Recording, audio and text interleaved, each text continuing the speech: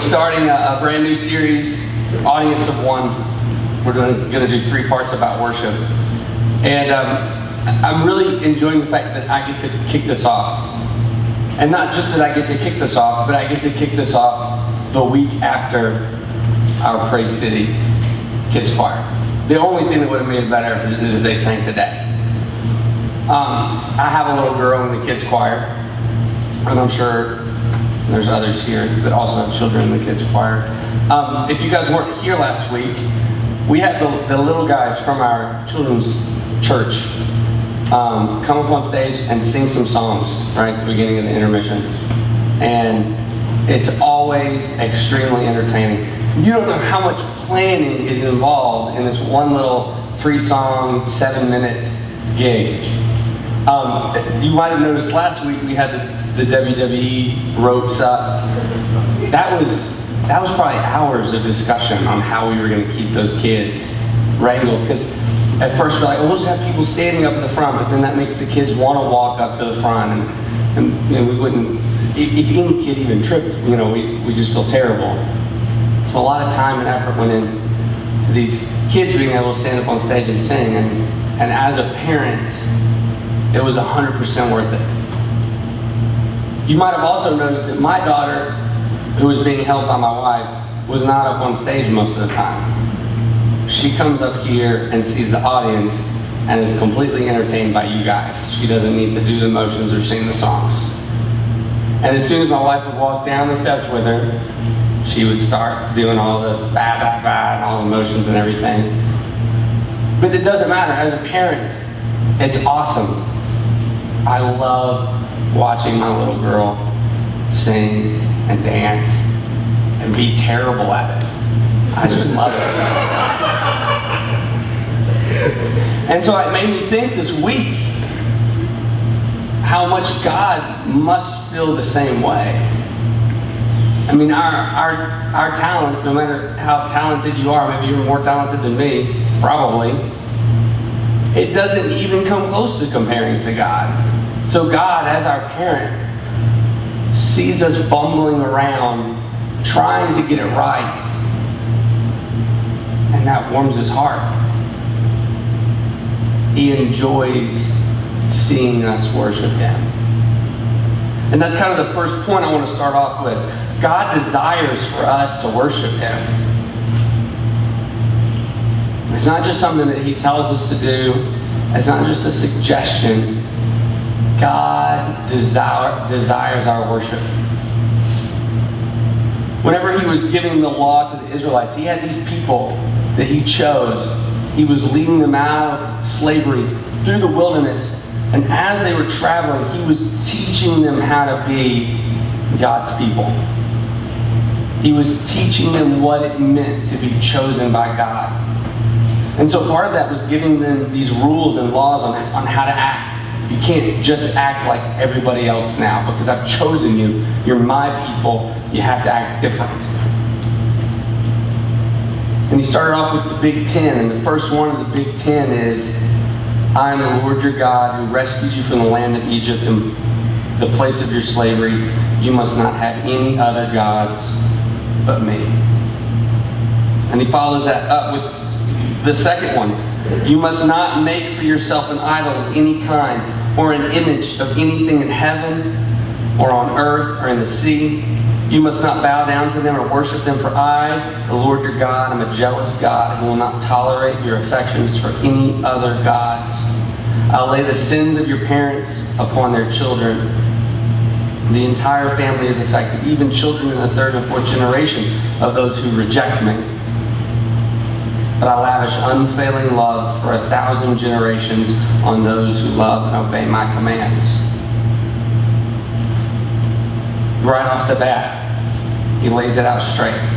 I'm God. I created it all. I'm it. Don't go looking because there's nothing else out there. Don't go making stuff up because there's nothing else out there. I'm it. And he even follows this up later in chapter 34. He says, you must worship no other gods, for the Lord, whose very name is jealous, is a God who is jealous about his relationship with you. His very name is jealous. And he's jealous about his relationship with you. And I've actually heard people say, I spent time up at U of A in the science department, and I ended up spending time around people who said things like, I would never serve such an egotist. That it's so arrogant to require someone else to worship you. I mean, I actually heard people say that. That God in some way is self-absorbed or maybe even insecure, that he requires creating other beings so that they can worship him. I think it's interesting to look at the definition of egotism. The internet says it's the practice of talking and thinking about oneself excessively because of an undue sense of self-importance. And then arrogance, having or revealing an exaggerated sense of one's own importance or ability.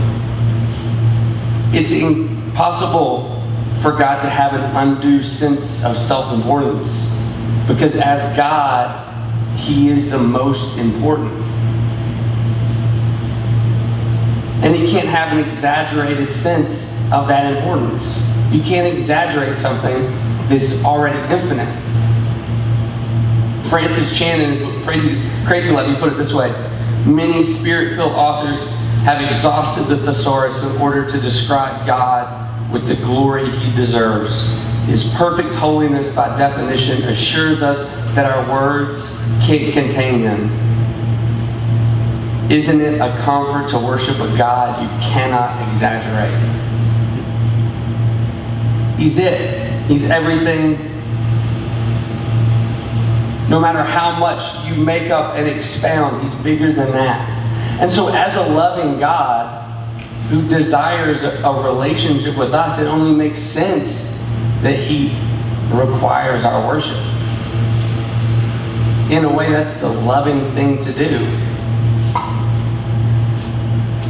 Immediately after our account of Jesus turning over the money changers' tables in the temple, he walks into his Father's house and there are people bartering and trading and ripping people off, and he flips the tables over and talks about how this is God's house and he turned it into a house of thieves.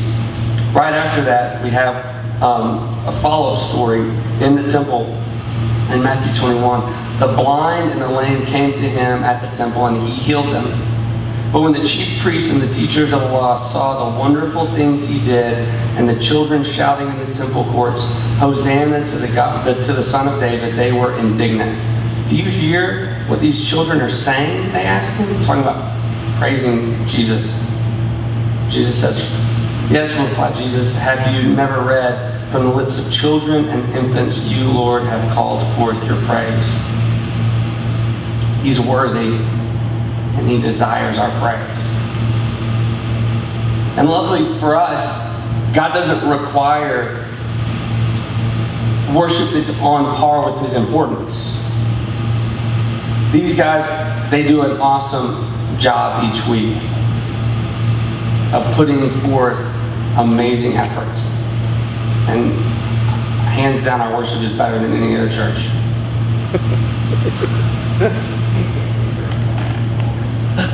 But God doesn't require that. He just requires worship.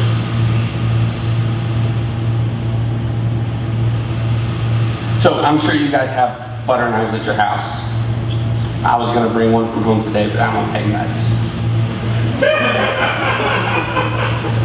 Normally they're kept in the silverware drawer, right? Keep them there beside the forks and the spoons because they're butter knives. They're for cutting butter. Growing up, we had a butter knife in the utility drawer because a butter knife is extremely useful for so many things. You can scrape gum off the floor with it. You can use it to rewind cassette tapes. That might be dating me a little bit. You can use it as a screwdriver. You can flip it around, use it as a hammer. It really is maybe the ultimate household tool. If you don't have anything else in your toolbox, you need to have a butter knife. But a butter knife wasn't created for any of those things. A butter knife was created to cut butter. And even though it is kind of a gross replacement for a proper tool, when it comes to cutting butter, a butter knife is the best thing that you can have. Because a butter knife was designed to cut butter. And just like that, we were created to worship. We were designed to be worshipers. And this is obvious all over the world. Not only does God desire worship, but people feel this innate desire to worship.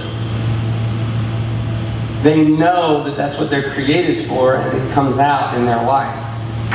And it's obvious. There's temples all over the world. There's shrines all over the world. Now they're set up to all kind of different things and all kind of different gods, but in every continent and every culture, there are places of worship. We have this void in our life. Did God initially create us that way? No, we were in the garden. But we messed up and we fell, and now we have a void. So we spend our lives trying to find something to worship. Just like we take that butter knife and we scrape gum off the floor and we rerun our cassette tapes and we tighten the screws on the light sockets. We find all these other things for it to do, but it's not ever really fulfilling its purpose. And so because we have this God-sized hole that we're filling with other things, it just kills us on the inside. You never feel like it's enough.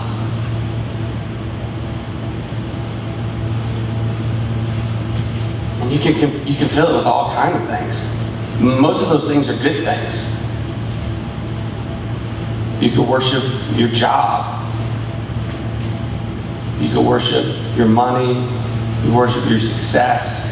You could worship your children. You could worship your physical fitness. You could worship food. There's a lot of stuff that we can fill that void with. And most of the time it's good, but when we're worshiping it, it becomes perverted. Just like that butter knife scraping gum off the floor. And it's really not a question of whether or not you will worship. You're going to worship. We were created and designed to worship. So if you're not worshiping God, your life will find something else. You will latch on to something else. And you can figure out what that is in your life by what you make sacrifices to. And I understand, we don't kill animals like they did back in the old day and spill the blood. But we sacrifice other things. We sacrifice relationships. We sacrifice time. We sacrifice things that God desires to be directed towards Him.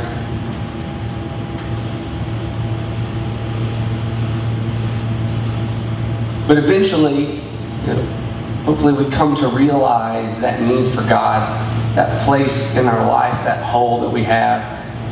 A.W. Tozer put it this way. Sometimes I go to God and say, God, if thou dost never answer another prayer while I live on this earth, I will still worship thee as long as I live and in the ages to come for what thou hast done already. God's already put me so far in debt that if I were to live 1 million millenniums, I couldn't pay him for what he's done for me. I remember kind of coming to this realization in high school. I couldn't just fill my life up with stuff anymore. There had to be something more. And I remember kind of realizing that in kind of my sophomore year. And I went away to a summer camp and kind of, and I'd always been a Christian. I was baptized at the age of 6, which might be arguably young, but I was interrogated by a pastor. And I grew up in a good Christian home, and I was a good kid. I made the right choices, and sometime during my sophomore year, I realized that God actually desired me. He desired worship from me. And I said, oh, that fits.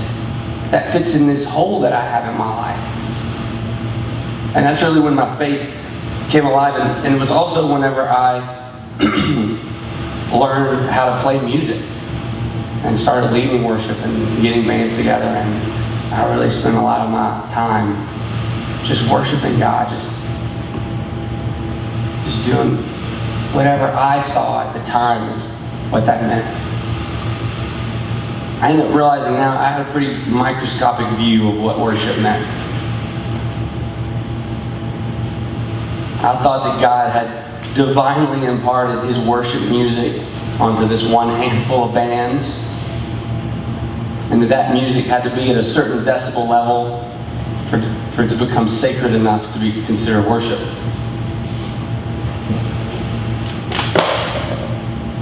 And so I grew into that, and I kind of even feel like maybe that's something that the church does. We talk about a worship service. We're going to church for a worship service. And we play worship songs. And worship becomes a thing. But worship isn't a noun. We kind of go through our week planning for Sunday, and it's strange that it's become our worship service has become, it's 3 songs in communion and a song, and then announcements and a sermon and a song. And that's just not what we do. I mean, that's a common American Sunday morning worship service. We try to do songs that people know, but if you don't know a song, you're just going to be humming along because you're here for the worship service. And slowly, we're taking this thing of worship, and sometimes we're worshiping it.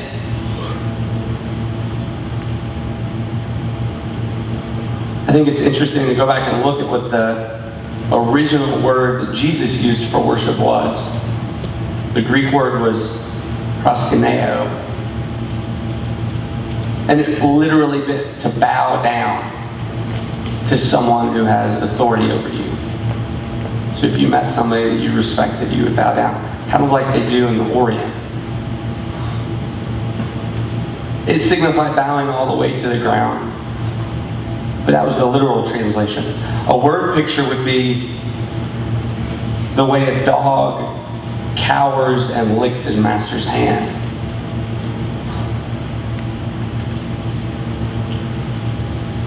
I think it's interesting, this picture of a dog. A dog can show loyalty and respect and fear kind of all at the same time. Especially when that dog knows it's in a place of submission. And so this word picture is not a fear. We're not worshiping God because we're afraid of what would happen when we don't. And we're definitely not worshiping God as an equal. That wouldn't be worship. But as created beings, we're worshiping our Creator. We're putting Him in the spot in our life that holds the most weight. God is God, and there is no other. My microscopic view of worship caused me to kind of get in the middle of some conflict in church. And if you've been in church for very long, there's a lot of petty conflict that happens. But at the time, it was kind of a war waged against the youth in the church and the older people in the church. We were given way too much responsibility at the time. They had a kid from the youth running the sound, which now that I'm a youth leader, should have never happened. But we were running it too loud for the older people, and the older people were complaining, and it just became this back and forth. Our way's right. No, our way's right. We need to do more hymns. I'm not playing anything older than 5 years. It's got to be louder, or I don't feel it inside. It needs to be quiet because my ears hurt. And just back and forth and back and forth. And I just feel blessed by God that didn't become an issue in the church. There's been churches before who've split over insignificant things like that. In fact, a few thousand years ago, an entire nation split. We hear a lot about the Samaritans and how much the Jews hated the Samaritans. But I don't think very many people know why the Jews hated the Samaritans and why the Samaritans hated the Jews. Well, in the Old Testament, the nation of Israel split into two, a northern kingdom and a southern kingdom. And the northern kingdom had their capital at Samaria. And the southern kingdom had its capital at Jerusalem. And the temple was at Jerusalem. Well, the northern kingdom got captured. And they ended up intermarrying. And when the intermarrying happened, they brought in pagan idols and incorporated that into their worship. They still worship Yahweh as the God, but they also had their wife's idol or their husband's idol in the home. Well, the southern tribes, capital was Jerusalem. They were put into exile by the Babylonians and spent years and years away from home, but they stayed pure. They didn't intermarry. And so when they came back and rebuilt the temple in Jerusalem, he said, this is where God wants us to worship, on this mountain, and not with any idols, and not with any intermarriage. This is how God wants us to worship. Well, the Samaritans, they had built their own temple. They wanted to worship Yahweh. So the people who worshiped Yahweh only, who lived in Samaria, they built a temple on top of a mountain. And so the Jews said, no, you can't worship God there. You have to worship God in Israel, in Jerusalem. And the Samaritans said, no, we are going to worship God here. That we can't go to Jerusalem because God lives here on this mountain. And we had an entire nation split and develop hatred for each other over a difference in location of worship. And they really did. They despised each other over this. Until a Jewish man came along and taught us that we needed to be a little bit different about it. Jesus was traveling, and he ended up having to pass through Samaria, and he stopped at a well, and there was a woman at this well. And it's a famous story. It's called The Woman at the Well. And they kind of go back and forth. Jesus is sitting at this well, and he asks the Samaritan woman for water, which is unheard of. Jews don't talk to Samaritans, especially not a Jewish man talking to a Samaritan woman. And he's not just talking to her. He's not like throwing an insult her way. It's like, would you please use your bucket to get some water out of the well for me? Of course, this kind of throws her off. And why are you talking to me? And Jesus says, if you knew who I was, you would ask me for water. And that's confusing. Jesus was confusing most of the time. He didn't have a bucket. How was he going to get water out of the well? And he said, oh, no. The water that I have is living water. You'll never thirst again. That's kind of the popular part of the story. And the lady flips out, and in the middle of her excitement, Jesus says, go get your husband. Because he knew she wasn't living with her husband. She had 5 husbands, but she was living with somebody that she wasn't married to. Her response to this is surprising, though. She wasn't defensive. She wasn't repentant. She just asked a question of Jesus. She recognizes that he has some kind of power to be able to know these things. And she's starting to connect what he's talking about. We pick up in John 4, starting in verse 19. Sir, the woman said, you must be a prophet. Tell me, why is it that you Jews insist that Jerusalem is the only place of worship, while we Samaritans claim it is here on this mountain where our ancestors worshipped? Jesus replied, believe me, dear woman, the time is coming when it will no longer matter whether you worship the Father on this mountain or in Jerusalem. You Samaritans know very little about the one you worship, while we Jews know all about him. for salvation comes through the Jews. But the time is coming, indeed it's here now, when true worshipers will worship the Father in spirit and in truth. The Father is looking for those who will worship Him, that worship in spirit and in truth. The woman said, I know the Messiah is coming, the one who is called Christ. When He comes, He will explain everything to us. Then Jesus told her, I am the Messiah. What Jesus is getting at here is that God desires worship from us. And we were created to worship Him. But worship isn't a thing. Worship is a way of life. It's a way of living. He talks about worshiping in spirit and in truth.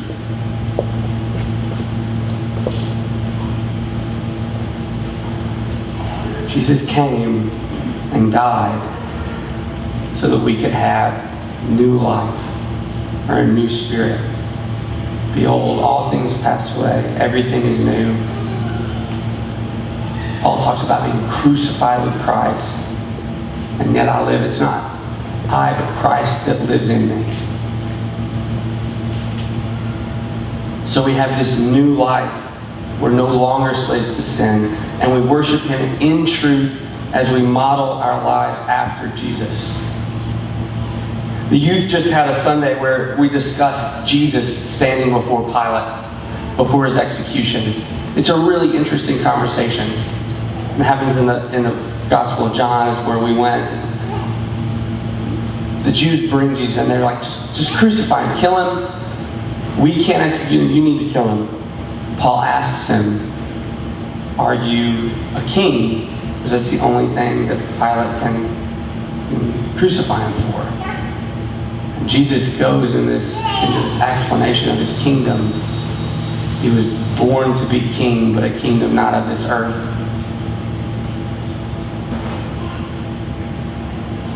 And it kind of confuses Pilate.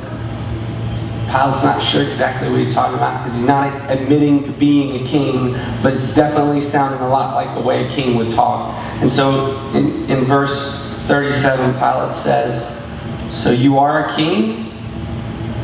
Jesus responded, you say I am a king. Actually, I was born and came into the world to testify to the truth. All who love the truth recognize that what I say is true.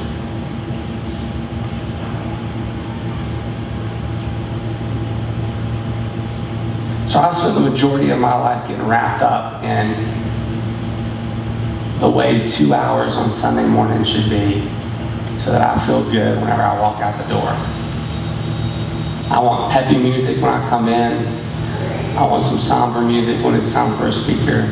I want songs that I know. I want, and I miss it.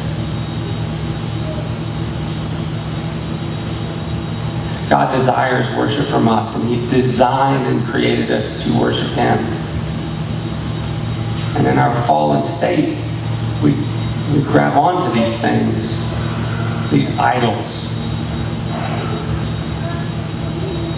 But God has a bigger plan.